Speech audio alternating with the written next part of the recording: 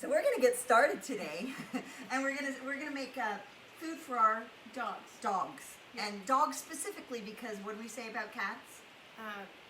Cats.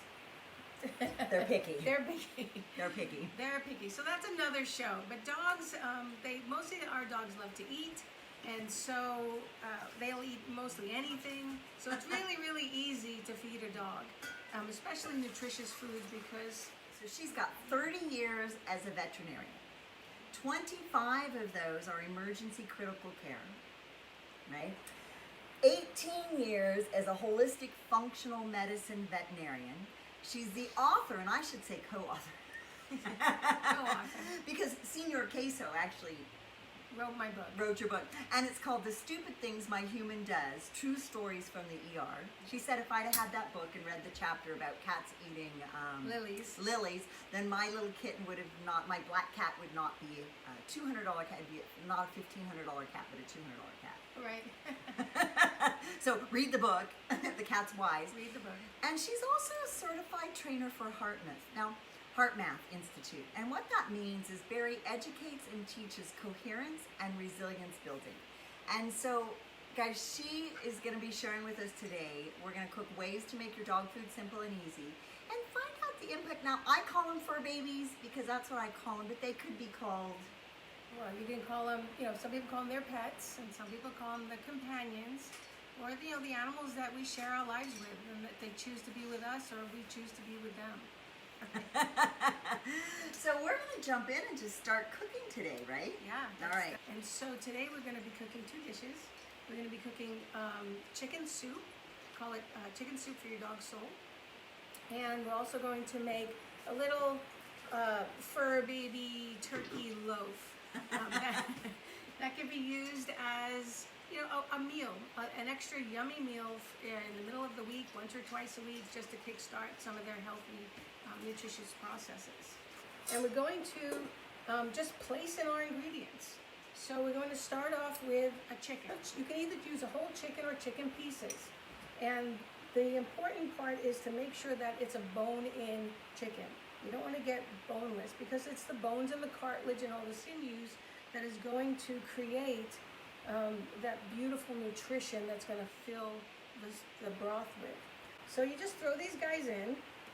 I have a bunch of legs and I have some, split breasts. But if you can get the more of the whole chicken, the better. So we're just going to throw that in.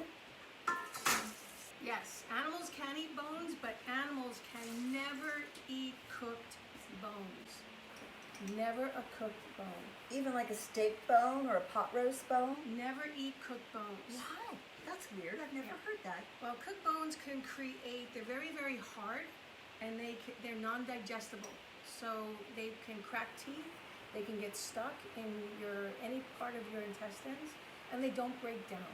Cool. So when you're using it, okay, it's like feeding a horse. If you're like this, Barrie, what happens when a horse eats the carrots? Oh, he's going to nip your fingers and it's going to hurt. Yes, same thing with the machine. Same thing if using a knife and your fingers are out, the knife is going to nip your ends and it's going to hurt. It's going to hurt. Okay, so I hold it like here. You see how I got it? You can hold it here. And my hand's flat and I'm just putting pressure down at a 45-degree angle. Is that big enough? Yeah. Okay, and there's no waste. So once you get here, you can easily throw it straight in the back.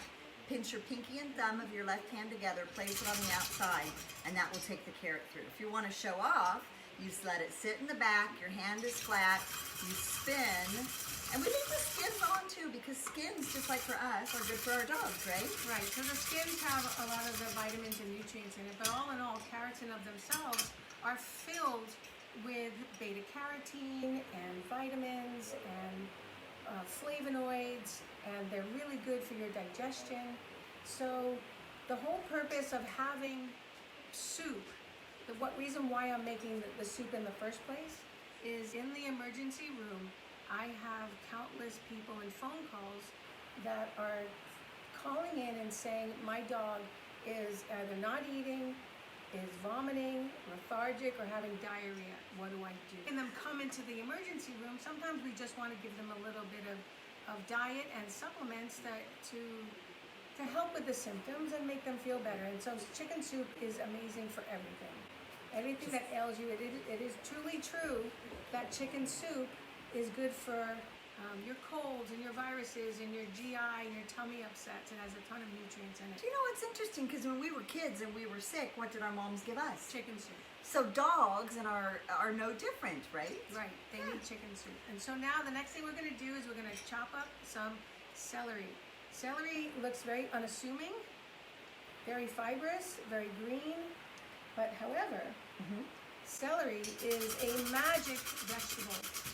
It has over 25 different anti-inflammatory properties. It also allows you, the system, to soothe the intestines. It soothes the stomach. It helps with gastric ulcers. It helps with the lining of the intestines. So a lot of good nutrients are coming out from the celery. I don't really recommend using the white buttons just because they're not as nutritious. And a lot of these mushrooms, what they have in them are amazing anti-cancer properties, immunomodulating properties, antibacterial, antifungal. They're just absolutely magnificent. And so you're just gonna do a rough chop of the mushrooms. Yum. So everything is just gonna cook really nice. And we're just gonna throw that in the pot. I noticed the majority, something different here from if I were eating it, is dogs don't eat as many vegetables. They don't eat as many vegetables? They don't need, there's not as many as I would throw in a soup if I were making it. Well, you can if you want to, but this is just more of a classic chicken soup where we're gonna make the broth. And you could always add, vegetables. Extra stuff. So it doesn't matter to a dog if he has a few or a lot of vegetables. Well, it kind of does depend because you don't want to overload them with vegetables. Most of the time the meal should have about 25% of the meal as vegetables. Interesting. So next we need to put in our Ginger. So we're gonna peel it. Oh, you don't really? No, I never peel it with this machine. In Okay. fact, I like to use, that says an inch, but I find it easier to use the bigger ones. Okay. And all I'm going to do is hold it on the front, right, skin and all, and it calls for about an inch. And you just press it down, and the ginger just comes out beautiful. Oh, that's amazing. Isn't that awesome? Look at Absolutely that. amazing. Look at that. You didn't have to peel it. And look at this. If I squeeze it, look at the Oh, juice. ginger juice acts as an anti-nausea. So really, really great for any sort of tummy upsets. It also has a lot of other nutrients and minerals, a couple of minerals in there. Smells delicious. Yeah, and it affects your immune system. It's a detoxifier. It's a blood mover. It helps decrease your blood pressure. Do you know what's interesting? Do dogs need all of that? Like for a dog, it'll help the same for a dog as it would for a human in a sense? Yes, we're going to throw in a little bit of turmeric. Wow. And it is a massive anti-inflammatory, antiviral, antibacterial, anti-neoplastic.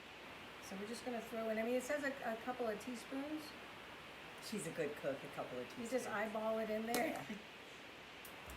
Next, we're just going to throw in some oregano. Oregano is great for also gastrointestinal problems, also respiratory problems.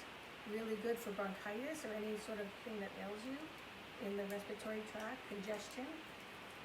And then thyme, we're just gonna throw in, we don't have to take the little leaves off of the thyme. If you want to, you can. And that's why I think it's called thyme, because it takes time to take it off.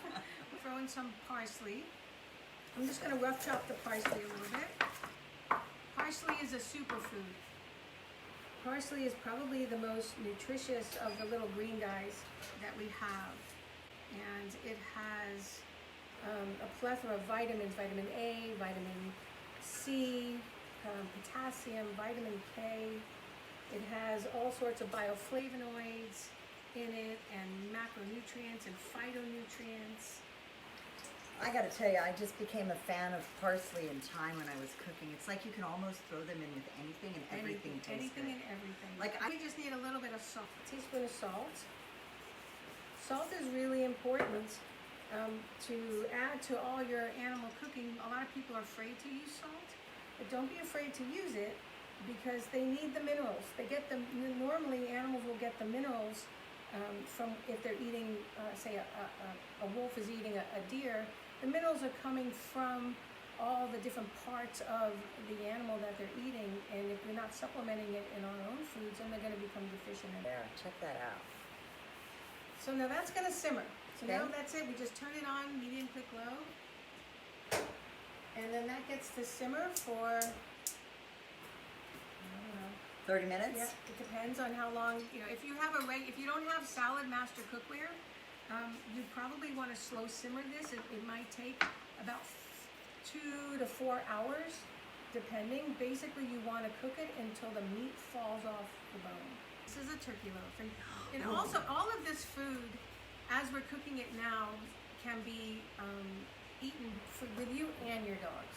So you can be making a chicken soup, your dog's gonna get some, and you can get some too. First, what we're gonna do, now I have to say that the beauty of this cookware lends itself to a complete mush-mush, where you don't need to have any organization, you just need to throw stuff in. And if you throw it in, magic will happen under the lid, and it will cook beautifully. So it really takes a lot of pressure off of cooking. So we're gonna take a pound of ground turkey, our meat, and you could kind of substitute it for other meats as well, but we're gonna use ground turkey for today. And the meat is, I think this one is 93% fat-free, lean. So you want to have lean meats, at least 90% lean meats. We're gonna add, we're gonna add a cup of shredded sweet potatoes. The more vegetables, the more fiber, and animals need fiber. Is there any vegetable that animals should not eat? No. No. They're fine. Okay, cool. That's good, because if you're making food, you don't have to worry about, so we're gonna just take is that the right shred? Yeah, that's fine. So that's the number 2 cone, or you could get out some people are using these. You could drag one of these out. It might take you a while. And again, we're leaving the skins on because we don't need any waste. So we're just gonna throw that on top. We're gonna add an egg, because that's gonna sort of bind it all up, and eggs are a superfood. You wanna actually save half your eggshell and dry it out, and then you can put it in a grinder and then use that as your calcium supplementation for your meal. Like you're using this meal to cook, once a week, twice a week, maybe 3 times a week for your dog, in addition to all the other foods that you're giving it. So the next thing we're gonna do, we're gonna use a clove of garlic. I have a question, isn't garlic, I heard garlic is toxic to animals. And onions, there's very few things that animals cannot eat. And, we'll go through that list afterwards, after we make this. But I didn't put any onions in the soup, because onions have, I think, a more tendency to create problems. However, I've seen lots of dogs that have ingested onions that have not become clinical for them. So I like to add fruits and antioxidants to the food. Got it. So anything that is blue, and you could have used purple sweet potatoes, the purple ones, blueberries, even some blackberries. All of the blue foods have what's called a compound called anthocyanidins, and these are potent antioxidants. And they taste really yummy.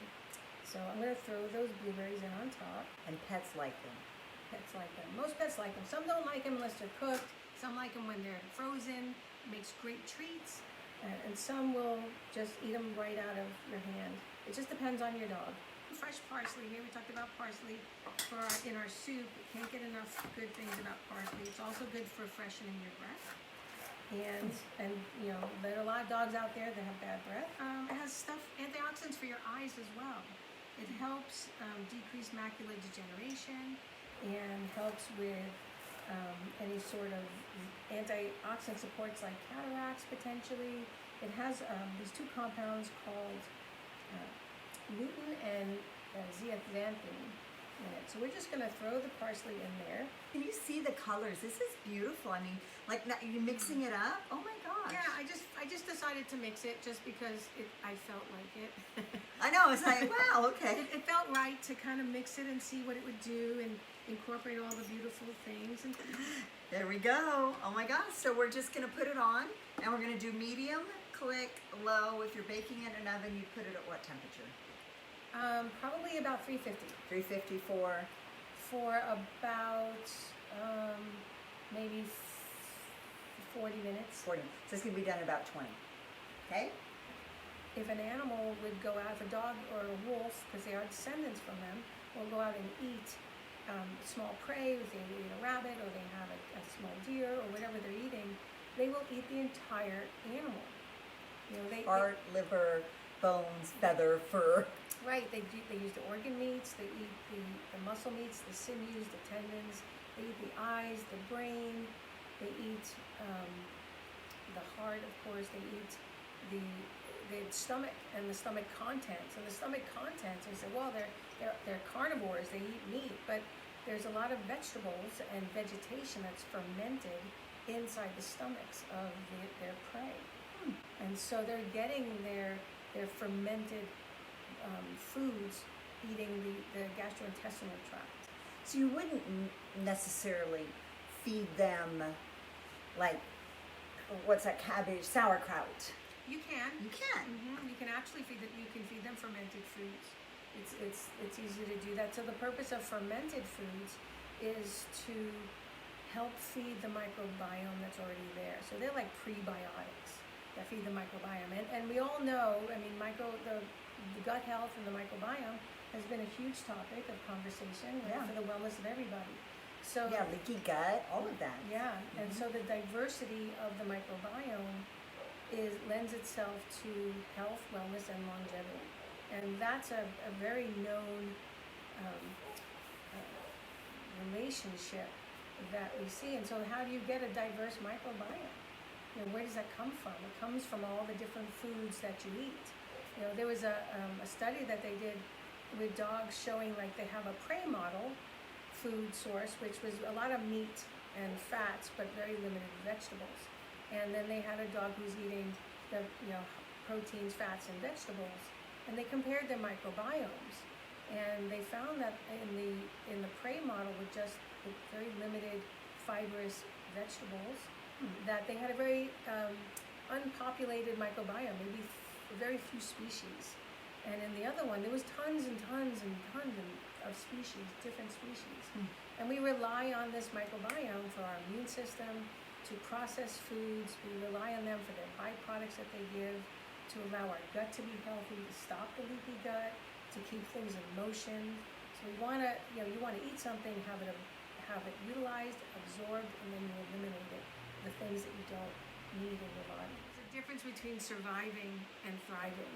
And in this time of exchange, when there's so many challenges going on in our world and so many changes, we need to adapt and we need to thrive. And so, food is a wonderful way to do that. And you start with good foods, and then there are other supplements that you can add in there, to offset some of the nutrient lacking conditions of the soils and the plants. Look at that vacuum. Oh, look at that. You guys, your pets. Can you imagine your pets? Oh my God. If there were dogs in this house, they'd be running and just... We're going to do this. We have our Floyd, our German Shepherd, downstairs. And he loves kibbles. He gets to eat kibbles all the time. Feed this to your dog. You want it to add some extra topping nutrients.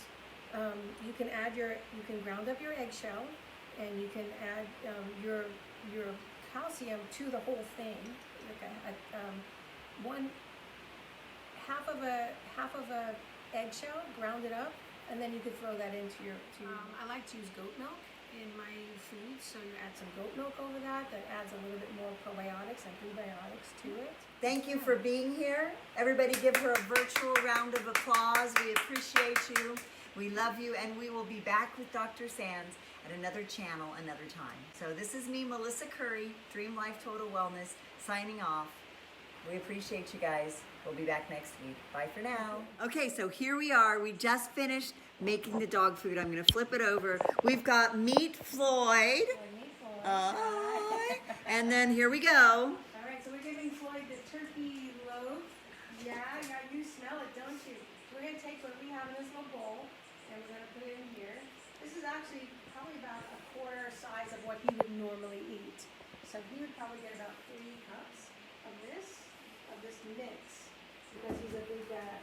Look at how happy he is. And we added some of the chicken broth to it to make it a little bit more soupy. It has that ginger smell. It's so delicious. Are you ready? Now don't blink, because it's going to go 5 Okay, ready? Like that. Okay. Okay. Oh, I think he likes it. So dogs like blueberries. And sweet potatoes, and parsley, turkey, Ginger. mushrooms from the soup. We threw some of that in there. Yeah. I think it's a hit. Dr. Barrie Sands, she's amazing. So we're signing out. Bye for now. Bye.